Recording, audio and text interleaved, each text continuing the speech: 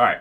So last time we talked and we did a little bit about the things above here, which were just evaluating heat pumps, power cycles, and refrigeration cycles in terms of the minimum theoretical work output. The video corrupted, so I didn't get to put this one up. But we did this last time, and we talked about how you can evaluate them using the maximum value and the actual cycles value for coefficient of performance and efficiency. Now today what we're going to talk about is we're going to talk about the Carnot cycle. So the Carnot cycle, I mentioned this earlier, is essentially it's a fake cycle really. So this cycle doesn't exist. It is an idealized version of a reversible cycle. So essentially, this is the cycle that you could make if it were a reversible cycle, right? Is what it would be. And so we will talk about it. So it's mainly in terms of it's not in terms of hard numbers, it's in terms of like concepts, right? Like adiabatic and expansion and compression and things like that. There's no real numbers attached to it, but this is the idealized version of what a reversible cycle is. So it says the Carnot cycle, introduced in this section, provides specific examples of reversible cycles operating between two thermal reservoirs. So let me pull up EpicPen. And it says other examples are provided in Chapter 9, the Ericsson and Stirling cycle. So this right here is in Chapter 9 is gas power cycles. So if anyone knows what a Stirling engine is, a Stirling engine or a Stirling cycle, I guess you could say. What's funny is my friend actually has a miniature Stirling cycle on his desk. He works for in the actual Space Force, so he has this on his desk. It's a miniature Stirling cycle, and we'll talk. Maybe you'll talk about that one day, but it's actually really cool. So maybe it just talk about cycles that operate between two thermal reservoirs, just to get back on topic. And it says, in a Carnot cycle, the system executing the cycle undergoes a series of 4 internally reversible processes. 2 adiabatic processes alternated with 2 isothermal processes. So adiabatic, we know what that is. Adiabatic just simply means what? It simply means that there is no heat transfer, right? None leaving, or none that is that has any consequence. And then isothermal is same temperature processes. So same temperature, I'm pretty sure, is what isothermal means. But that one I'll have to pull up just to be sure. I don't want to give you bad information, but I'm pretty sure isothermal is same temperature. Isothermal. Let me see. Yeah, delta T is equal to 0. I was right. Okay. So 2 processes where heat transfer is 0, and then 2 processes where the temperature change is 0. So that is what it's made up of. So let's look at the Carnot power cycle.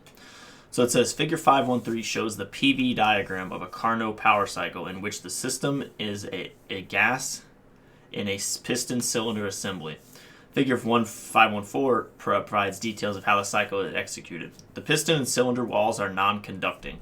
The heat transfers are in the direction of the arrows. Also note that there are 2 reservoirs at temperature TH and TC respectively, and an insulating stand. Initially, the piston cylinder assembly on the insulating stand, and the system is at state 1, where the temperature is TC. The 4 processes of the cycle are as follows. So this is what it looks like. So this is their version of the cycle. So process 1 to 2 is adiabatic compression, because remember they said the walls are like non-conducting. So no heat transfer compression, essentially pushing it down. Then isothermal expansion. So the same temperature expansion. So essentially we are pushing this back up, right? And we are expanding the gas that is on the inside here, keeping the temperature the same at this state. Then we have adiabatic expansion, which is the next one. The next one is where we expand it a little more, but there's no heat transfer leaving, right? And then the last one is isothermal compression. So we push it down back to this state, right? And then state 4 to 1 gets you back to here. So it should end up being back down here. So this is what the cycle looks like. Let's get rid of that. So let's talk about it. It says process 1 to 2. The gas is compressed adiabatically to state 2 where the temperature is TH. Then it says 2 to 3. The assembly is placed in contact with the reservoir at TH. The gas expands isothermally while receiving energy QH from the hot reservoir by heat transfer. Then 3 to 4. The assembly is again placed on the insulating stand and the gas is allowed to continue to expand adiabatically until the temperature drops to TC.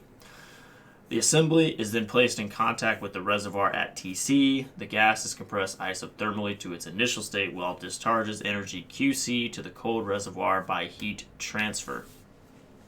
So, it says for the heat transfer process from during 2 to 3 to be reversible, the difference between the gas temperature and the temperature of the hot reservoir must be vanishingly small.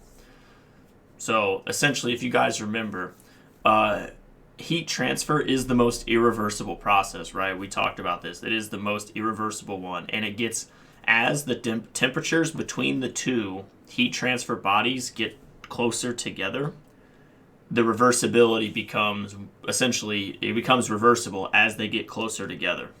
And so the difference between the gas and the temperature of the hot reservoir must be so close together that we basically treat it as reversible, right? So that's what they're saying here. So then it says, since the reservoir temperature remains constant, this implies that the temperature of the gas also remains constant during process 2 to 3. The same can be concluded for the gas temperature during process 4 to 1. For each of the 4 internally reversible processes of the Carnot cycle, the work can be represented as an area on figure 513. The area under the adiabatic process line 1 to 2, so right here, represents the work done per unit mass to compress the gas. The areas under the process lines 2 to 3 and 3 to 4 represent work done per unit mass by the gas as it expands in these processes. The area under the process line 4 to 1 is work done per unit mass to compress the gas in the process. And then it says the enclosed area on the PV diagram shown shaded is the net work developed by the cycle per unit mass. So does it show this? Yeah, so essentially what it's saying is that 1 to 4, this area under the curve from here to here represents the compression, right? How we had to compress it. So this is the work done on the system. This is the work done by the system. And then the total is obviously both works put together, right? So this shaded region is the work done by the system. So this is the net work, right, in here.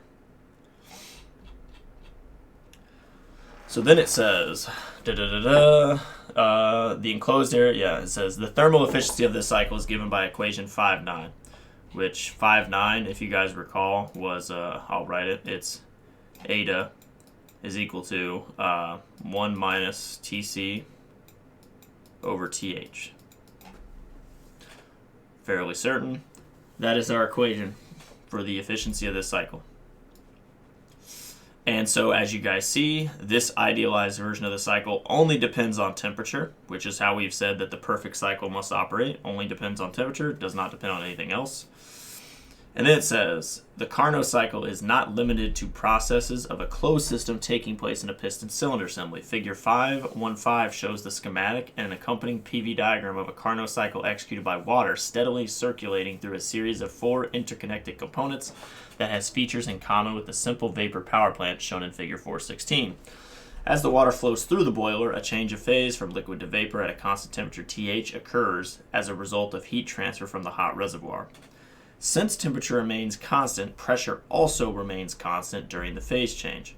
The steam exiting the boiler expands adiabatically through the turbine and work is developed. In this process, the temperature decreases to the temperature of the cold reservoir Tc, and there's an accompanying decrease in pressure. As the steam passes through the condenser, a heat transfer to the cold reservoir occurs and some of the vapor condenses at constant pressure. Since temperature remains constant, pressure also remains constant as the water passes through the condenser. The fourth component is a pump that receives a 2-phase liquid vapor mixture from the condenser and returns it adiabatically to the initial state of the boiler. So let's look at this right here. So this right here is an open cycle version. So this is the open cycle version of the Carnot cycle. So if someone ever says like a Carnot power cycle, vapor power cycle, this is what you're going to look at. And by the way, this schematic looks exactly like the power cycle that you will do in Chapter 8, the very beginning to power plant. So this is essentially how a power plant runs. Now, obviously, there's a bunch of interconnected things in between these mage stages, like, you know, little expansions, little valves, things like that. But this is the main components of the power plant and how they operate. Boiler coming in from your hot temperature goes into your turbine. Inside the turbine, it expands and makes work, obviously. And it also, in here, this one is adiabatic expansion, so no heat transfer. It's a perfect turbine, right? And perfectly insulated turbine, adiabatic heat transfer. And then here, this one is, I think they said iso. I don't know if this was isothermal or not. I can't remember how they said it. Let me see. Adiabatic through the turbine in this process temperature. And there's an accompanying decrease in pressure. Yeah. So, as the steam passes through the condenser, a heat transfer to the cold reservoir occurs, and some of the vapor condenses at a constant temperature. So yes, it is TC. So essentially in here, we get to the condenser. T2 is equal to T3 because we're in the two-phase vapor region, so it's the same temperature. To the cold reservoir, you heat transfer it out, you condense it out. And then 3 to 4, work occurs adiabatically as well. For the pump, you have to put in work for the pump to pump this back up to the boiler's pressure, right? So this is the Carnot vapor power cycle, and this is how it runs essentially. So state 1, saturated vapor, and back up. Now, this isn't how actual power cycles run because there's real limitations here. The reason why this one runs how it does is because of this. There are only 2 temperature reservoirs in this diagram, right?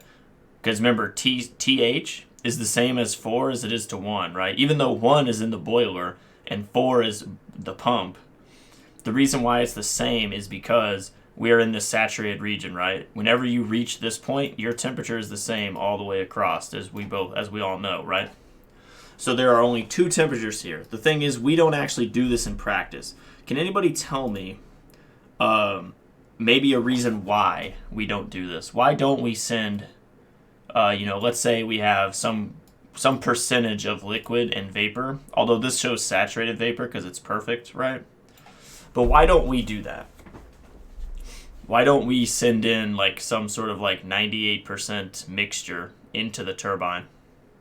98% vapor, 2% liquid. Does anybody have any thoughts of why we might not do that?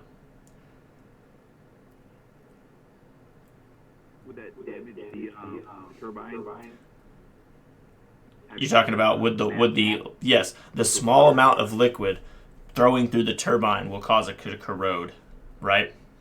So that's why whenever you send a liquid through a process such as like a turbine or a compressor, it has to be all vapor, generally speaking. So that's why in this cycle, this right here is the idealized version. This is, if you wanted to do only 2 temperature reservoirs, this is the way you would do it.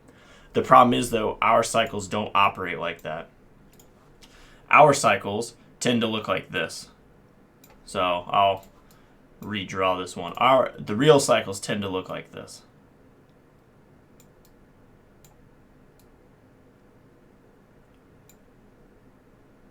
Right? Although, okay, I say real cycle. We're assuming, okay, so I was drawing a TS diagram. I was trying to essentially it usually ends up like something like this.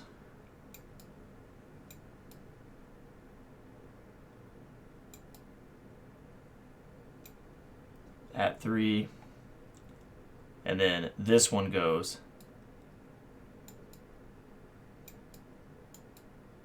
So 1 would be here, 2, 3, and 4. So instead, as you guys can see, there are way more temperatures here, right? There's 1, which is superheated. There's 2, which is equal to 3 here. And then 4 is its own temperature right here, because remember, this is now a subcooled liquid. It is not on the same point as that other one, right? Now, however, these are all the same pressures, right? But essentially, I tried to draw this as best I could, but essentially it's a TS diagram is how we usually draw those. And so the point is that you don't have two temperature reservoirs anymore. You now have more than that, right? And many cycles will have more than that too. Like most modern cycles, like if you go look at a power plant, they don't just operate between two reservoirs or three reservoirs. There's generally a lot. Because there's a lot, I mean, it's big, right? It's a big power plant. There's heat transfer losses in between. There's a lot of things. So there's a lot of stages before you can do these big ones right here. And so you have to make little adjustments. But this is like the perfect one. So whenever I say a Carnot cycle, remember what we're talking about. We're talking about this, which is the greatest possible performance that our cycle can get. What this eta max is generally called is Carnot efficiency. So this is the Carnot efficiency of a power plant operating between these two temperatures. And so this is how we compare our power cycle, our vapor power cycle, to the best one, right? If the best possible efficiency of a power cycle, like this one right here to our left, right here, is let's say 75%, and our power cycle is like 50, it means that our cycle is pretty good, right? I mean, that's fairly good. If the highest possible is 70, 75, and ours is even in the ballpark of that, that's fairly good. Especially when you consider that most power plants operate thermal efficiency wise, they operate between like 30 to 40. So I mean, it's fairly good, and so that's why it's important to know where we stand. Now, some power plants have gotten better than that, though. Some power plants are in the 70s, but that's because they made a real effort to do so. All right, so now we have Carnot refrigeration and Carnot heat pump cycle. So this is going to be the exact same thing as the previous section. I'm going to just read this. I'm not going to read this part because it's the same thing. It's just going to tell you a reversible heat pump cycle or a reversible refrigeration cycle. So process 1 to 2, which is here. Expansion, so it's isothermal expansion at TC while receiving energy, QC from the cold reservoir, so which is here. Then it says the gas is then compressed adiabatically, so we go from 2 to 3 here, where it's going higher in pressure, right, until its temperature is TH. And then the gas is compressed isothermally at TH, while it discharges energy to QH, the hot reservoir, by heat transfer, so this way. And then the final one is the expands adiabatically back down until its temperature is TC. So once again, this is the Carnot version of the refrigeration cycle or the heat pump cycle. So then we have Carnot cycle summary. In addition to the configurations discussed previously, Carnot cycles also can be devised that are composed of processes in which a capacitor is charged and discharged and a paramagnetic substance is magnetized and demagnetized and so on. However, regardless of the type of the device or the working substance used, the Carnot cycle always has the same 4 internally reversible processes: 2 adiabatic, alternated with 2 isothermal. The thermal efficiency of the Carnot power cycle is always given by 5.9 in terms of temperatures evaluated in Kelvin or Rankine. The COPs, the coefficient of performance of the Carnot refrigeration and heat pump cycles, are always given by equations 510 and 511 respectively in terms of temperatures evaluated on the Kelvin-Rankine scale. So those things that we used earlier, which are, we'll just write beta, is TC over TH minus TC. It always represents the efficiency of a Carnot refrigeration cycle, or the COP, my apologies. And same as the other one, 1 minus TC over TH, is always the efficiency of a power cycle, a Carnot efficiency power cycle, Carnot cycle. And then, same as the other one, I'll just do like a weird Y. TH over TH minus TC is always the efficiency, or always the COP of a heat pump, Carnot heat pump. So always know that those are the equations to use whenever you are given a heat pump efficiency or whatever. Heat pump, power cycle, refrigeration cycle. Now we are moving on to the Clausius inequality. So the Clausius inequality is something that we talked about a long time ago at the very beginning of this chapter, and it said it would be discussed now. So this is the Clausius inequality, and it is probably one of the more complicated. It's not complicated, I guess, but it's kind of confusing in a way. But we'll see if we can get through it today, which we will. We have to. So the Clausius inequality. It says corollaries of the second law of thermodynamics developed thus far in the chapter are for systems undergoing cycles while communicating thermally with one or two thermal energy reservoirs. In the present section, a corollary of the second law known as the Clausius inequality is introduced that is applicable to any cycle without regard for the body or bodies from which the cycle receives energy by heat transfer or to which the cycle rejects energy by heat transfer. The Clausius inequality provides the basis for further development in Chapter 6 of the entropy, entropy reduction, and entropy balance concepts introduced in 5.2 and 5.3 a long time ago. So what it states, it says that the Clausius inequality states that for any thermodynamic cycle, essentially what it's saying is that I think it's the partial derivative, or delta Q represents the heat transfer at a part of the system boundary during a portion of the cycle, and T is the absolute temperature at that part of the boundary. So essentially, it is heat transfer at a part of the system boundary, or heat transfer over the boundary, divided by the temperature of that boundary, and that's why this B is here. So this is heat transfer and temperature of the boundary, right? Has to be less than or equal to 0 here. So I know this one's like a little confusing, I guess. And it makes a little more sense here in a minute. Go ahead, Grant. So I think the integration with the circle in it, I've done this one, but is it a finite integral or is it an infinite integral? Let me see that one. I'm actually gonna find out. I can't remember. Integral with a circle. Let me see what it is.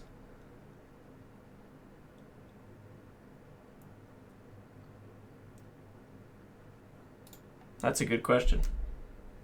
It says it's an integral over a closed line. Oh, okay. So it's for a cycle. Sorry. So that's what it means. So essentially it means this. It means that this circle means it's going to loop. It's for a closed shape. So think of it this way, is that if we were doing an integral from, let's say, 1, and it does something like this, to 2, obviously the area under the curve is this, right? Which is the integral. Now, if you are doing the integral of, let's say, a perfect circle, that is a perfect circle, all of you, then this is a closed loop integral, so that's why you have that sign there. Because at some point it wraps back around to itself. So the area under the curve wraps back around. So that's why you have to be careful. That's what the explanation was on screen. So, and that's because this is a cycle. Because if you guys recall, for a cycle, it's going to path back around to itself. And it explains that right here if I just would have went a little further. But so let's get back to it. So it says the heat transfer right here at the boundary, the temperature of the boundary, absolute temperature, by the way. And then it says the symbol, the integral of the circle, indicates that the integral is to be performed over all parts of the boundary and over the entire cycle. The equality and inequality have the same interpretation as in the Kelvin-Planck statement. The equality applies when there are no internal irreversibilities as the system executes the cycle, and the inequality applies when internal reversibilities are present. The Clausius inequality can be demonstrated using the Kelvin-Planck statement of the second law. See the box for details, which we'll go to. So it says the Clausius inequality can be expressed equivalently as the following. So, the heat transfer over the boundary, or at the boundary, divided by the temperature at the boundary for the whole cycle has to be equal to negative entropy produced of the cycle. Okay? Which I think this is how they do entropy produced. So then it says where sigma cycle can be interpreted as representing the strength of the inequality. The value sigma cycle is positive when internal irreversibilities are present. 0 when no internal reversibilities are present, and can never be negative. Okay? In summary, the nature of the cycle executed by a system is indicated by the value of sigma cycle here. So, if sigma cycle is equal to 0, this means no irreversibilities are present. So that means that the cycle is a reversible cycle, right? If sigma cycle is greater than 0, it means there are irreversibilities present. And then the last one here, if sigma cycle is less than 0, it's impossible. So we're going to talk about this, and I'll draw you like a nice diagram in a second. But let me see this real quick. If there's we'll do this right here.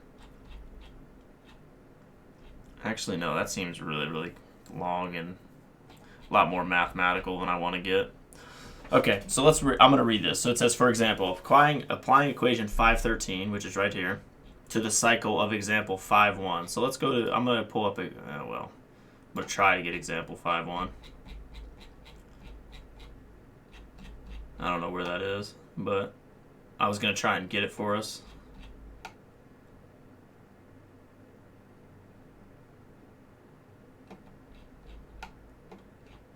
Maybe we just cannot. I don't know where example 5.1 is, but we can kind of recreate what it is just by looking at it. All right, we're almost there. So right here, so 5.1, so what they have given us here is the following. They've given us TH is equal to 500 Kelvin, right? And I think we actually did this. TC is 300 Kelvin, right? So they've given us those. And they've also given us the heat transfer, right? Because remember, we actually did this question. I do remember this. We did this question because this was the heat transfer in. So they gave us heat transfer out, and then we found heat transfer in using the work of the equation, and we ended up getting 1,000. So I do remember this. So Qin is 1,000. Let me get all this. Q out is 590. So what they did is they essentially did this integral right here. They just expanded it out, which is Qn. So I'll write this. So Qn over TH, which is the heat transfer divided by the temperature at that boundary, at that reservoir, minus the heat transfer leaving at the cold reservoir divided by the temperature of the cold reservoir, has to be equal to sigma cycle, right? So we have 1,000 divided by 500, you get 2, minus 590 divided by 300, right? And you get 0.033 kilojoules per kilogram. So what does that mean? Well, by getting that answer, you get the following.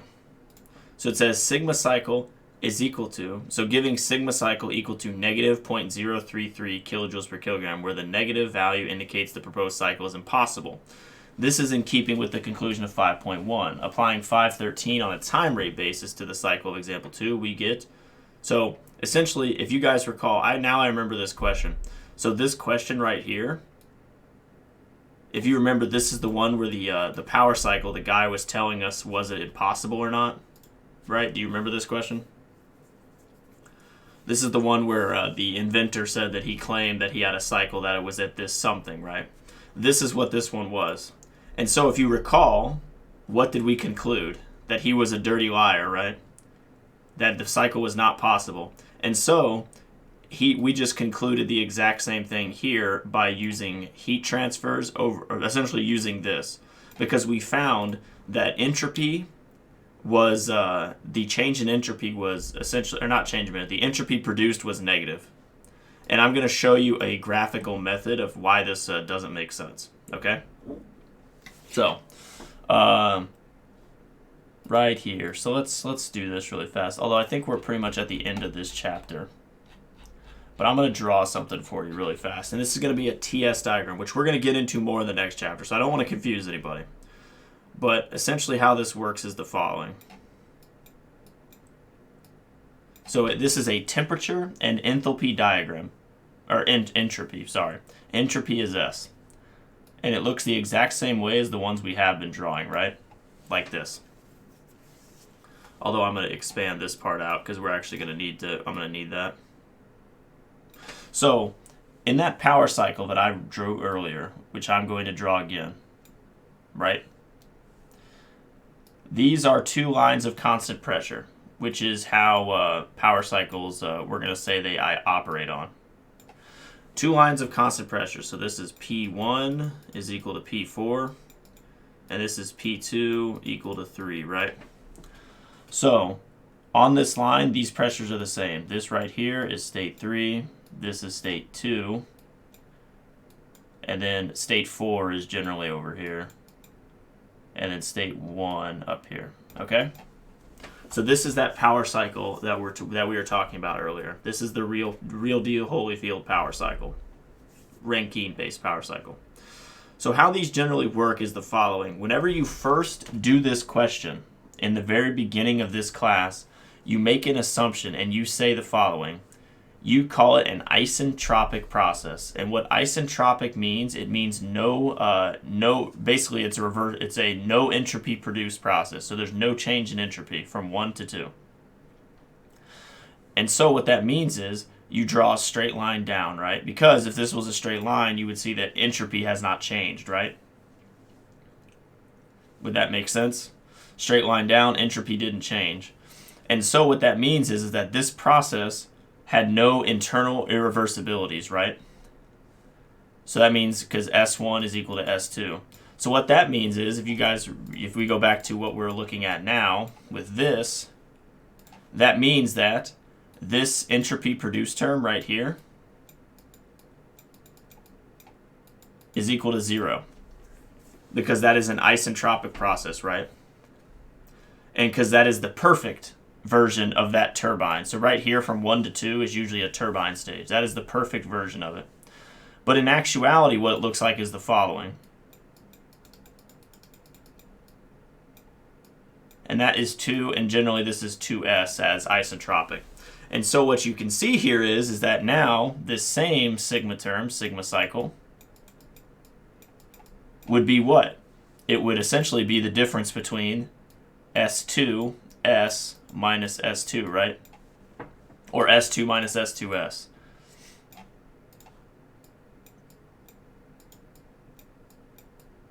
It'd be the difference between these two states. Because so remember, S2 is the state of the actual cycle, the one that does have irreversibilities. It is the state of the actual turbine process. This is the state of the perfect one, the isentropic one. And so the difference between these two would just be sigma cycle. And if you notice, this is a positive number. It cannot be negative.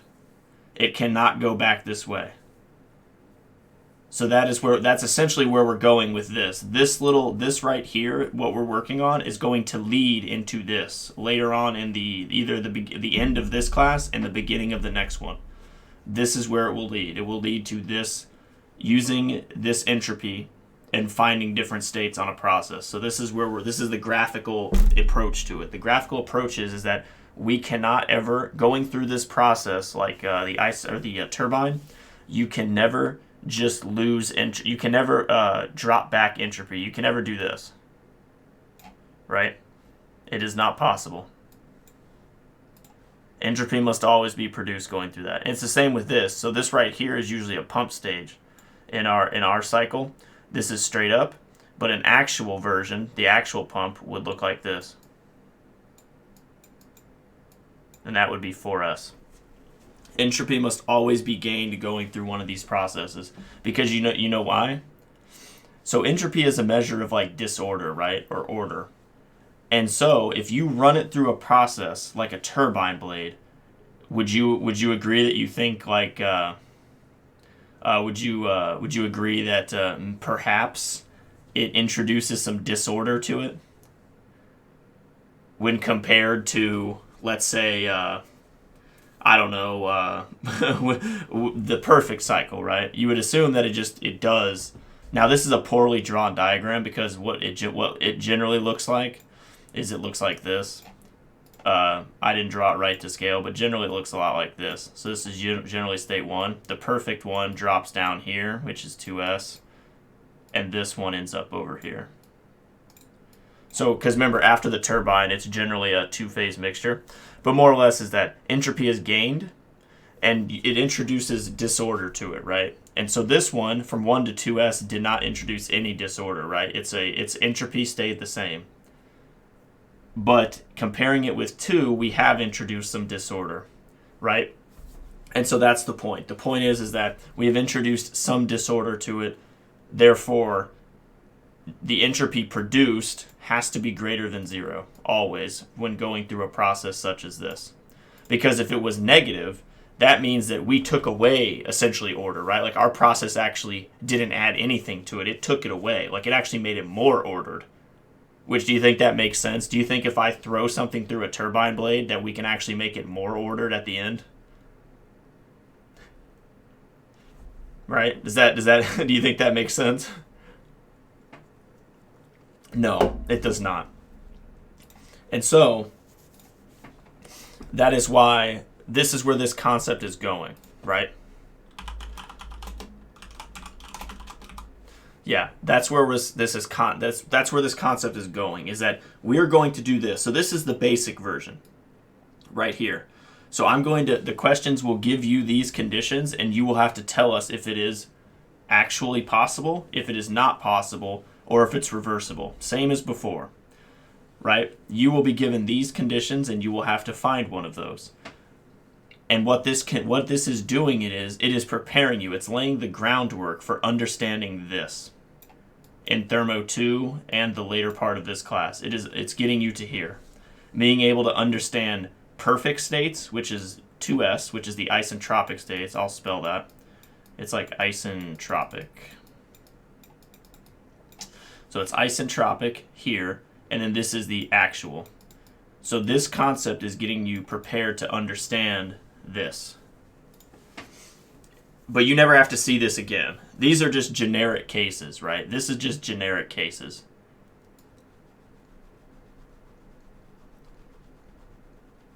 So,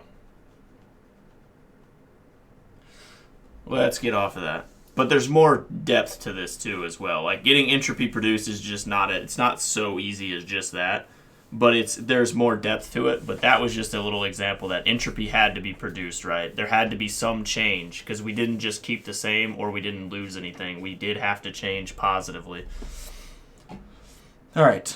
So, and then it says right here, in section 6.7, equation 513 is used to develop the closed system entropy balance. From that development, the term sigma cycle can be interpreted as the entropy produced or generated by internal irreversibilities during the cycle. So essentially, sigma cycle just means irreversibilities in the cycle. What did our cycle do that was irreversible, and it produced some sort of entropy, right? It produced some sort of disorder as it came out the other side. And it was caused by something, right? It was caused by, friction, whatever it is, heat transfer loss. It was something. Something caused it. Because if nothing caused it, you would just get the delta S to be equal to the same, right? Change of entropy would be 0. So that would be a reversible cycle. The isentropic version, I guess. All right, so I'm going to see if there's a question we can do on that really fast, because I do want to make sure that makes sense. We'll see if I can find something. Let's see, because we have 10 minutes. I wonder if he has one in his lecture for today. I'll actually go look, because I want to make sure we get a good question here. Clausius inequality, let me see. Nope, that's not all that helpful, I'm afraid.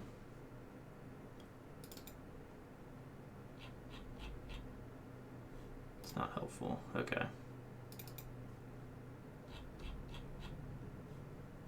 Alright, I'll see if I can find us a question. Sorry about that. I don't think none of those were all that helpful. Yeah. I guess we do something like this. So this right here, really fast, let me see. This right here is the part that you have to know. So we're essentially adding something extra on. We're adding something extra on to what you've been doing. You've been trying to find things like this, right? The final temperature, the final pressure, the internal energy, the heat transfer, things like that. The last one is the amount of entropy produced in BTUs per Rankine, right? So that is like the, I guess, the goal. And so actually, I'm going to go look at your homework. I want to make sure I've well equipped you to do something like this, as a matter of fact. I want to be sure, because I'm starting to wonder if maybe this section is really bad for a reason. So let me pull it up, just to be sure. So you guys can do this, right? This is just tell if it's impossible or possible. Same thing down here. So it says refrigeration cycle. So this is the same. And then it says this is a heat pump cycle. Okay, yeah. No, you can do this as well. A refrigeration cycle is driven by an electric motor. I'm trying to see. Okay, so here it is right here. So the last question right here, it says a system executes a power cycle while receiving 1,000 kilojoules by heat transfer at a temperature of 500. Oh, wait a minute. Isn't this basically the question that we did? It is, basically. There are no other heat transfers. Applying equation 513, determine if sigma cycle is, if the thermal efficiency is A, B, C, or the other one. So more or less, what it's saying is that you have to determine, using these values given, which, by the way, this what they gave here was essentially what we did in our other in that problem we just looked at. It's actually using the same numbers, which is funny. Basically the same numbers. If you go back up, so if you do need help, you can look at that. But let me even see. Nope.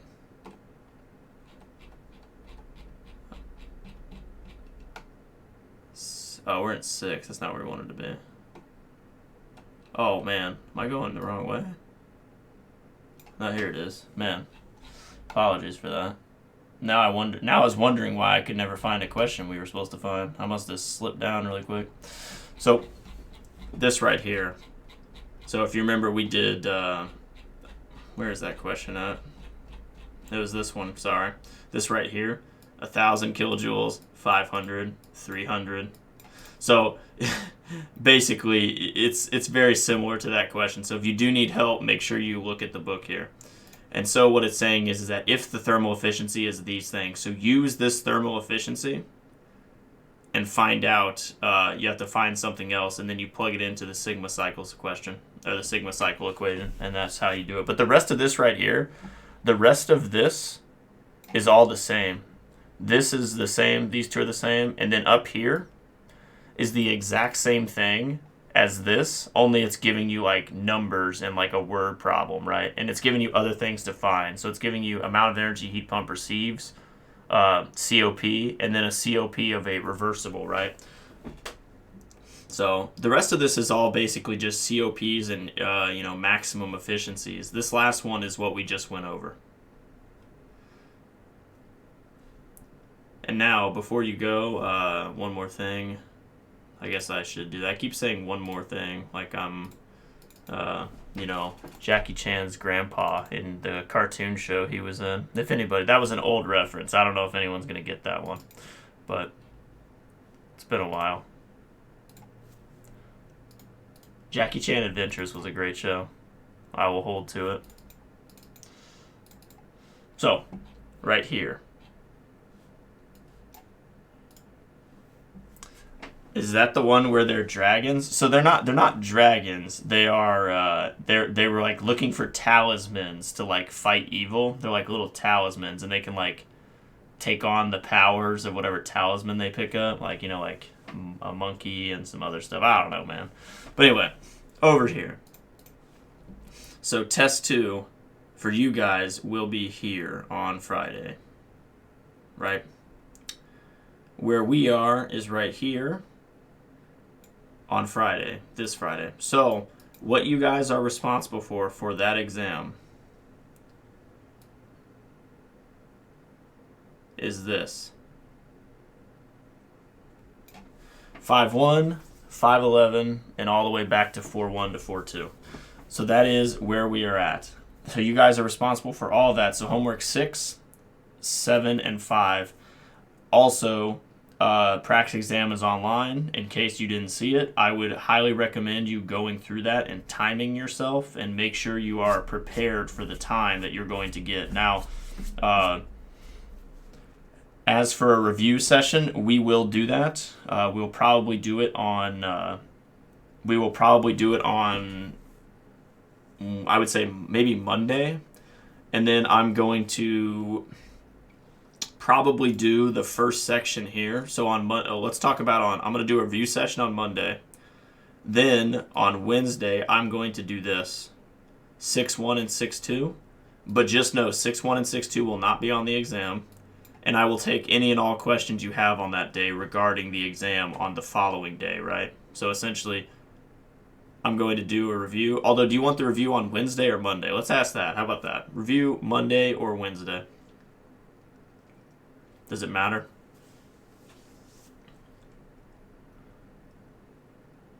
Okay, so we'll do Wednesday then. So that means on Monday, I'm going to do 6-1 and 6-2. And then on Wednesday, we will review for the exam, and we will do some questions. I'll try and have I might make another practice exam for myself, and I might just do that one on screen here at 50 minutes. And then you guys can, use that to study as well, and then you will take the exam on Friday. This time, please, please, please come prepared for the time. I know the first time it was, something you didn't know of, and but for this next time, please come prepared for how it's going to be. Now, this chapter is a little bit, I think, easier than the last one. A little shorter questions, right? But still, please come prepared.